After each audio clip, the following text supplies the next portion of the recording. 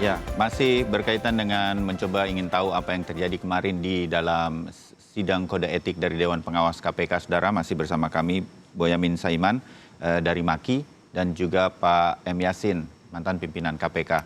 Pak Yasin, kan ketat betul tuh ya apa yang harus dilakukan sebagai sebuah kode etik karyawan KPK atau pegawai KPK dari bawah sampai atas sampai pimpinannya. Memang nggak boleh naik heli sama sekali atau bagaimana? Atau boleh, tapi kalau apa, Pak Yasin? Iya, kalau selama ini memang tidak pernah pimpinan KPK itu naik heli secara khusus macam itu belum pernah terjadi. Kalaupun juga untuk tugas gitu, dicari cara lain supaya tetap menjaga kode etik begitu?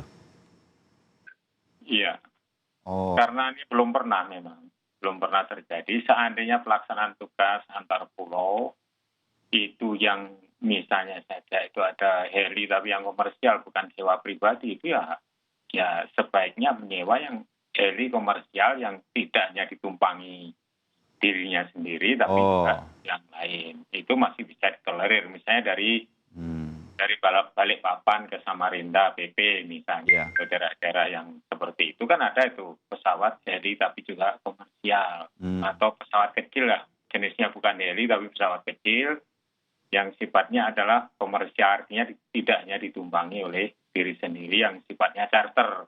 hmm, Itu bisa dilakukan. ya, Tapi lebih dari itu, kita itu mengharapkan bahwa lembaganya yang sekarang sudah jelas tuh kekuatan di dalam melaksanakan tugasnya itu kan sudah banyak kendalanya kan, dengan ya, perubahan Undang-Undang 30 menjadi Undang-Undang 19 ini. hmm, Nah, aturan yang mengatur tentang pelaksanaan tugas sudah lemah, ya pimpinannya mestinya yang harus ya, bagus dan integritas dan punya katakanlah ukuran kinerja yang harus dicapai dalam tahun ya, dilalui dan dipublikasikan kepada masyarakat. Ini loh kinerja saya selama 6 bulan.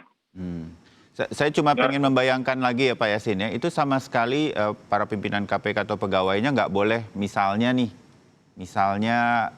saya sebagai seorang kepala daerah, Pak Yasin, dari kunjungan ke daerah saya, Bapak sudah memberikan ceramah mengenai anti korupsi. Saya antar deh Bapak ke bandara pakai heli Pemda aja Pak, biar cepat, takut terlambat gitu.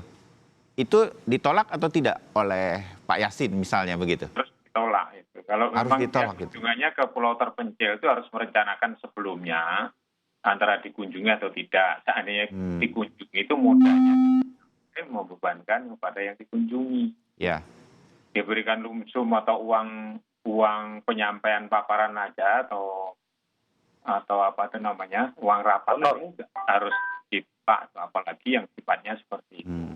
Sebagai Oleh pimpinan KPK tuh Pak Yasin, ini ya sudah diwanti-wanti ya, sudah disampaikan gitu ke siapapun. Kalau ke pegawai KPK sampai di bawah saya mengerti lah itu langsung diatur di kepegawaian begitu. Tapi kalau pimpinan KPK yang bisa berganti atau apa begitu ada yang tergantikan, dia harus langsung tahu ini loh ada kode etiknya. Itu langsung tahu. langsung tahu, harus tahu dan langsung Oh, tahu. oke. Jadi tidak hanya tahu tapi juga melaksanakan, memberikan contoh ke bawahnya. Ya, Bukan pegawainya disuruh mengikuti aturan kemudian pimpinannya tidak. Tidak seperti itu. Justru pimpinannya yang memberikan contoh kepada seluruh jajarannya. Mari kita hmm, ikuti dengan konsisten kode etik yang ada. Karena dengan taati kode etik berarti meningkatkan trust KPK ya, itu terhadap publik lah. Publik ya, akan semakin baguslah kepercayaannya kepada KPK begitu, Bung ya, Bayu. ya, ya. Harapannya seperti itu. Ya, saya cuma pengen tahu begini, anggap saja Pak Firly ternyata belum mengetahui aturan itu begitu. Kok nggak ada yang nyampein ke saya gitu. Itu nggak mungkin Pak ya. Udah pasti mengerti bahwa ada kode etik yang harus dijaga oleh seluruh tingkatan kepegawaian KPK itu udah pasti tahu. Sudah tahu, pasti tahu dan diberi tahu. Kan ada induksi juga sebelum dia aktif untuk memimpin KPK itu ada Oh ya, di ya. Saya ingat itu ada sudah boleh datang ke kantor KPK ketika mau terjadi serah terima itu kan juga biasanya di situ ya, terjadinya ya Pak. itu bagi yang sama sekali baru masuk KPK lah. Untuk case-nya Pak Firly kan sebelumnya kan dicuti penindakan. Oh iya juga, Nah, betul. Dan sempat 6 tahun. kemudian kembali ke Polri, sekarang kemudian kembali sebagai Ketua KPK. Ya, kita diingatkan semua oleh Pak Yasin mengenai itu. Pak Firly pernah di KPK sebelumnya. Oke, Ya. saya pindah ke Mas Boyamin. Mas Boyamin, Ya. jadi pengen tahu saya nih, mungkin di beberapa semua yang kemudian saya baca, kan Anda detektif nih dalam tanda petik biasanya. Itu berapa sih harga sewa helikopter yang disebutnya helimusin itu? Jadi betul-betul untuk Pak Firly terbang dari Palembang ke Batu Raja, mahal banget. Ya, itu sekitar 1.400 kalau yang US dollar. heli seperti ya. Kalau pengertian kita kan ya 35 juta sampai angka 40 lah gitu kira-kira. Sekali terbang itu? 1 jam. 1 jam terbang? Ya. Oh, berapa jam sih Palembang Batu Raja? Kalau prosesnya kan ya 1 jaman gitu kan. Oke. Terbang itu tetap harus hitung 1 jam. Dan selama parkir pun hitung 1 jam. Persiapan kalau ini pesawat ini dari home base-nya Jakarta ke Palembang juga sudah dihitung itu. Dan sekitar perjalanan ke sana 2 jam. Itu dan nanti pulangnya pun kalau kosong pun juga dihitung ke Jakarta itu. Sistemnya begitu. Jadi ini kalau bahasa saya normal itu ini harganya mestinya di atas 100 juta sewanya. Kalau untuk kepentingan yang... Ini masih dugaan maki apa sudah temuan fakta maki? Kan biasanya Anda dapat aja nih dokumen-dokumen Bang Boyamin. Ya kan tinggal ngecek kita mau nyewa helikopter itu ada standarnya kok di situ. Beberapa operator helikopter ada. Kalau yang capung itu kira-kira ya harganya 14 jutaan lah kalau dirupiahkan itu per jam. Yang sederhana, helikopter yang sederhana. Helikopter sederhana aja di mata masyarakat itu sudah dianggap mewah. Kalau dipakai secara pribadi, kepentingan pribadi. Kalau dinas masih mending. Justru ini terbalik-balik. Lu kan saya kepentingan pribadi, jadi tidak mengganggu. Lu ini pola pikir yang menurut saya menjadi terbalik-balik, menjadikan sesuatu yang sebenarnya itu mudah dicerna, dipahamkan, tapi malah menjadi narasinya malah menjadi berbelit-belit dan menjadi sulit dicerna oleh masyarakat secara sederhana gitu. Oke, jadi Mas Boyamin mengatakan nih ya bisa saja kurang lebih bisa sampai 100 juta perjalanannya Pak Boyamin kalau menggunakan helikopter yang helimusin itu, kira-kira begitu ya. Gajinya Pak Firly sekarang itu sebagai Ketua KPK range-nya berapa? Iya 100-an gitu, 1 bulan gaji. Apa kemudian istilahnya 1 bulan tidak makan? Kan gitu kan kira-kira kalau ini dibayarkan kan gitu kan. Gaji saya tabung semua dulu yang waktu di kepolisian segala macam saya enggak apa-apa 1 bulan gaji. Bukan persoalan itu. Sekali lagi ini menjadi kok saya malah menjadi sulit memahami pola pikirnya beliau itu jadi ketika subjektif saya begitu kan. Jadi bukan soal itu, bahkan jangankan bisa mampu membayar 10 kali lipat, 100 kali lipat gitu, ada warisan orang tuanya misalnya begitu. Tapi bukan itu, ini kan pimpinan KPK ini kan mohon maaf Pak Yasin, kan dicetak menjadi manusia setengah dewa, bahkan manusia dewa kan gitu kan. Jadi artinya ini hal yang basic, hal yang mendasar ini kan mestinya dipahami, ada dalam pikirannya dan tidak dilakukan begitu bergaya hidup mewah ini. Karena kalau ini tidak saya ingatkan sejak awal, bisa jadi tuntutan hidup mewah ini akan membuat perilakunya semakin tidak ada yang mengingatkan, dan ketika tuntutan hidup mewah ini kan bisa kemudian nanti mudah-mudahan bukan Pak Firly loh ya, bisa memperdagangkan pengaruh, menerima gratifikasi, menerima suap, kan jadi tujuan kita ini menjadi sesuatu yang memang kita harus mengawal KPK dan pimpinan KPK itu menjadi manusia setengah dewa, manusia super yang kira-kira ketika ini katakanlah ditraktir makan orang aja tidak mau, menolak bawa makanan sendiri. Jadi hal-hal yang kami mengalami itu bagaimana kami mencoba kemudian mengajak makan teman-teman dari kehumasan KPK itu, mereka menolak dan mengatakan itu memang aturannya begitu. Nah, hal semacam ini yang memang kita harus kemudian ingat. Tapi begini, masyarakat kan kemudian ketika dikatakan Pak Firly sendiri bahwa itu disewa dengan gaji saya, jadi saya tanya gitu kira-kira uang pribadi begitu kan, dan kemudian berapa sih harga sewanya, kira-kira Maki sudah memberikan gambaran kepada masyarakat, kira-kira seperti itu. Nah, kembali ke kasus ketika ini awal itu kan dugaannya gratifikasi. Maki tahu ini gratifikasi atau memang benar dibayar oleh Pak Firly? Tahu, tapi kan pembayarannya ini tidak standar. Yang ada narasi karena ini corona dapat diskon tuh, atau standar sewanya memang dibuat murah misalnya begitu. Jadi tapi apapun justru itu malah kalau perlu misalnya menyewa sesuatu bahkan harga normalnya itu berapa, berusaha minta harga normal, tidak mau diberi diskon atau dengan alasan apapun, oh ini sedang corona jadi tidak ada yang nyewa maka kami turunkan, yang penting ada operasionalnya. Loh kalau ini manusia dewa tadi malah ngomong, oh saya kasihan terhadap kamu, saya malah membayar penuh. Kan begitu kalau standar-standar moralnya ini sebenarnya. Bukan saya menuduh Pak Firly tidak punya standar moral seperti itu, tapi kan saya ukur dengan baju saya sendiri kalau dalam bicara moral begini, karena saya sebagai masyarakat awam begitu partikelir berhadapan dengan KPK mestinya kan lebih dari seperti yang saya katakan. Karena kalau saya pemilik helikopter, perusahaan yang memiliki helikopter, ketika saya memberikan diskon kepada seorang ketua KPK, beneran ada diskon atau karena penumpangnya adalah ketua KPK? Kan bingung kita kan jadinya. Kira-kira begitu yang Anda ingin sampaikan. Misalnya juga harus didalami, misalnya ini penyediaan helikopter ini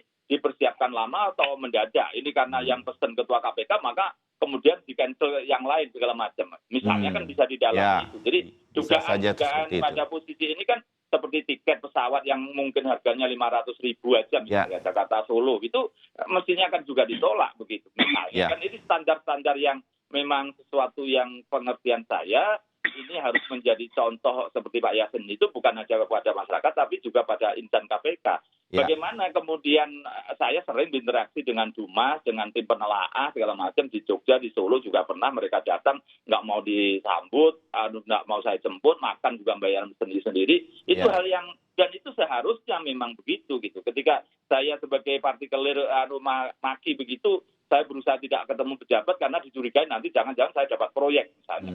Itu hal-hal yang saya hindari betul. Kemudian Pak Yasin aja tahu saya itu tidak pernah pengen ketemu pimpinan KPK meskipun ada yang saya kenal sebelumnya misalnya Pak Zulkarnain, misalnya Mas Bambang Wijayanto senior saya di LBH. Pernahkah saya berusaha pengen ketemu pimpinan itu? Kan enggak. Saya karena aturan saya di sana itu dengan cukup pengaduan masyarakat saya patuh itu, tidak perlu merasa diistimewakan atau apa kan begitu kan. Yang pimpinan KPK justru karena manusia dewa tidak mau diistimewakan kan gitu. Itu yang kedua juga saya ini kan menderita pernah membela ketua KPK Pak Antasari Ashar. Dari proses-proses itu saya belajar bahwa protokoler yang kemudian mengeluh-elukan ketua KPK dianggap manusia setengah dewa itu kalau tidak pada posisi meletakkan kakinya di tanah menjadi seperti sudah melebihi kekuasaan presiden begitu. Jadi ini yang saya jaga betul Pak Firly ini jangan sampai terjerumus ke sana. Sebenarnya niatan saya begitu, mencintai Pak Firly juga sebagai insan KPK.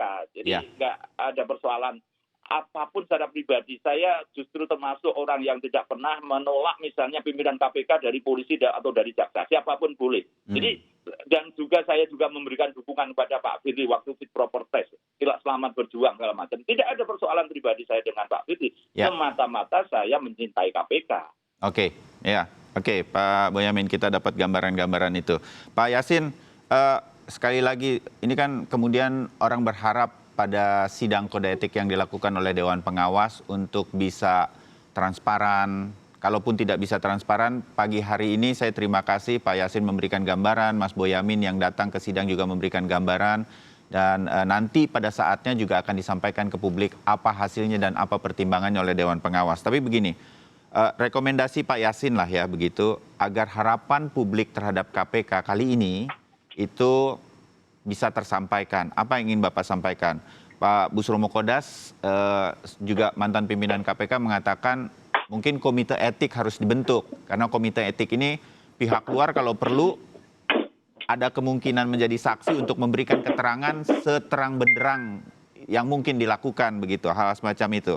Kalau Pak Yasin apa yang kalau boleh sampaikan kepada Dewan Pengawas KPK saat ini agar kasus ini benar-benar bisa jadi pegangan masyarakat, yes, KPK masih di situ. Begitu, Pak Yasin. Iya. Jadi kalau komite etik itu tidak ada celah untuk bisa masuk. Karena kan apa yang dilakukan oleh Dewas itu kan sesuai sudah berbeda ya? Tertulis di dalam undang-undang berbeda. Yang baru sekarang nggak ada komite etik? Nggak ada komite etik. Oh, baik. Itu yang menjadikan pertanyaan dari masyarakat, apa bisa independen di dalam mengambil keputusannya. Apalagi dia, Dewas yang pertama itu kan ditunjuk presiden. Ya. Ini merupakan test case yang betul-betul harus menjadikan suatu pertimbangan bagi Pak THP, Tumpak Turangan Panggabean. Iya. Koleganya Pak Yasin nih, Pak Tumpak, selamat pagi. Jadi ini betul-betul test case bagi Dewan Pengawas, Pak Tumpak dan kawan-kawan, begitu ya Pak Yasin ya? Iya, begitu dia nanti ternyata sesuai dengan dugaan masyarakat paling hukumannya ringan itu sudah habis itu Dewas KPK itu. Sehingga perlu bagi Dewas itu mengumpulkan bukti-bukti yang tidak hanya dari saksi itu yang secara luas itu bisa dikumpulkan melalui pengawas internal.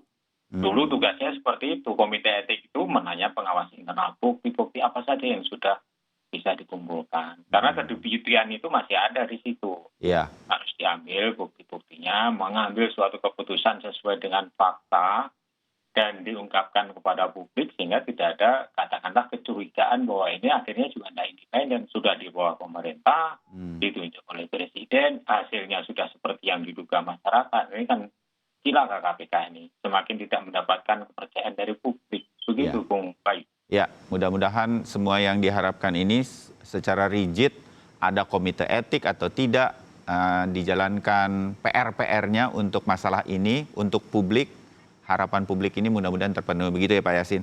Terakhir dari Bang Boyamin deh, ada kemungkinan tidak terbukti tentu, ada kemungkinan terbukti. Misalnya begitu kan ya Mas Boyamin, sebagai Anda juga lawyer begitu, orang hukum. Kalau terbukti ini kan tadi Pak Yasin sudah mengatakan ada ringan, sedang, berat. Tanpa bermaksud untuk memprovokasi atau apapun, betul-betul sebagai publik aja Mas Boyamin. Menurut Anda ini sebetulnya bukti-buktinya sudah kuat karena Anda yang melaporkan begitu dan kemudian sudah mengikuti sidangnya. Sehingga kemudian sanksinya apa? Sebagai sebuah perkiraan saja. Dari perspektif saya ini sudah sangat kuat karena saya juga merekonstruksi ulang ke perjalanan dari Palembang ke Batu Raja. Dan saya juga sudah melacak helikopter itu pernah dipakai pejabat siapa. Saya pernah dapat tahun 2015 dipakai dari Solo ke Semarang. Yang menyervis perusahaan apa atau milik perusahaan apa. Sampai sebegitu gitu. Sampai saya berusaha mendapatkan itu. Mestinya Dewan Pengawas dengan timnya, dengan organnya itu mampu lebih dalam lagi. Ya, seperti Pak Yasin katakan tadi penyelidikan pasti dilakukan untuk mengumpulkan bukti juga kan. Ya, dan itu kemarin pun saya juga tidak ingin ada dusta gitu. Di hadapan Dewan Pengawas persidangan ada Pak Firly di situ menyampaikan ketika ada permohonan begitu, semua orang ketika jadi saksi ada yang perlu ditambahkan, saya tambahkan bahwa saya mengajukan permohonan. Jika nanti ini terbukti, saya minta ini putusannya adalah meminta Pak Firly mengundurkan diri dari Ketua KPK. Sehingga menjadi Wakil Ketua KPK, ketuanya diganti orang lain. Saya tidak meminta dia Dewan Pengawas untuk rekomendasi meminta mengundurkan diri dari pimpinan KPK. Karena apa? Nampaknya Pak Firly belum kuat. Kenapa, Mas Boyamin? Ya. Pak Firly belum, menurut perspektif saya pribadi yang subjektif itu, Pak Firly belum kuat menerima jabatan Ketua KPK dengan segala protokolernya dan segala konsekuensinya. Dan pada posisi itu saya menyadari betul, saya ini pernah jadi pimpinan sementara DPRD ketika masih kuliah.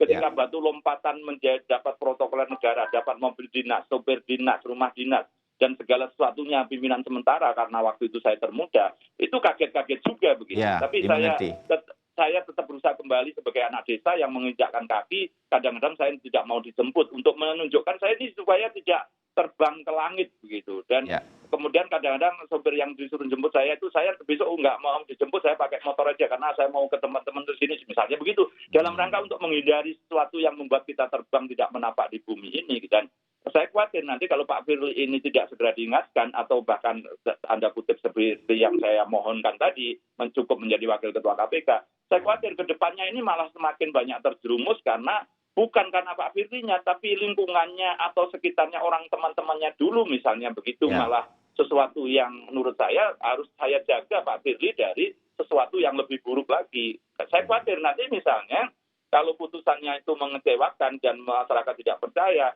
nanti ketika sesuatu yang katakanlah lebih jelek akan muncul dalam masa periode ini, jadi saya setidaknya sudah menggugurkan kewajiban, saya sudah mengingatkan. Tapi kalau kemudian Dewan Pengawas ini tadi kemudian tidak mampu menangkap harapan publik dan harapan saya begitu, ya jangan salahkan nanti ketika ada sesuatu yang misalnya penanganan korupsi tetap adem ayem garing seperti ini dan semakin garing begitu, setidaknya minimal seperti itu karena tidak ada gairah, tidak ada giroh gitu kan, istilahnya begitu gitu kan. Jadi dan saya merasakan bukan ingin membocorkan, tapi semangat teman-teman di level penyidikan, di level pengaduan masyarakat itu Bahkan ada yang mengatakan ke saya pengen mundur, pengen jualan kopi aja sudah. Karena merasa tidak dulu harapan masuk KPK itu menjadi bisa aktualisasi diri mengabdi kepada negara dan masyarakat. Tapi sekarang dengan banyak kendala seperti ini, ngapain saya masih di KPK? Nanti lama-lama ngapain ada KPK? Bubarkan aja KPK. Lama-lama masyarakat kan akan begitu gitu. Itu yang kita jaga untuk tidak terjadi. Jadi Pak Tupak Hatorangan dan seluruh tim di Dewan Pengawas ini menjadi test case. Mudah-mudahan semua terang benderang. Dan apapun keputusannya nanti, walaupun Maki sudah menyampaikan bahwa kalau ini terbukti, diharapkan Pak Firly untuk mundur menjadi wakil ketua. Itu sudah disampaikan oleh Maki pada pagi hari. Saya terima kasih. Sorry Bayu, sorry. Itu saya mengingatkan, sebenarnya meskipun itu putusannya diminta mengundurkan diri, itu mengikat. Kalau tidak mengundurkan diri sama dengan juga diberhentikan sebenarnya. Dia tidak akan terima gaji dan lain sebagainya. Itu kan bahasa penghalusan sebenarnya. Saya memahami peraturan Dewan Pengawas kemarin itu diminta mengundurkan diri. Sanksi terberatnya kan begitu. Kalau tidak mengundurkan diri apa konsekuensinya? Juga tidak akan menerima gaji dan akan diberhentikan juga oleh Presiden tentunya. Kan pasti begitu kan. Ya, baik. Jadi ada makin jelas dari Anda. Ya. Baik, nah ini semua kemudian mudah-mudahan kita tunggu hasilnya nanti. Sidangnya masih berlanjut hingga Senin pekan depan. Saya terima kasih untuk Pak Yasin sudah memberikan gambaran-gambaran bagaimana KPK dibentuk sampai ke pegawainya. Memang kode etiknya adalah untuk menggambarkan itu semua sebagai sebuah perjuangan anti korupsi. Mas Boyamin juga terima kasih. Selamat pagi. Assalamualaikum.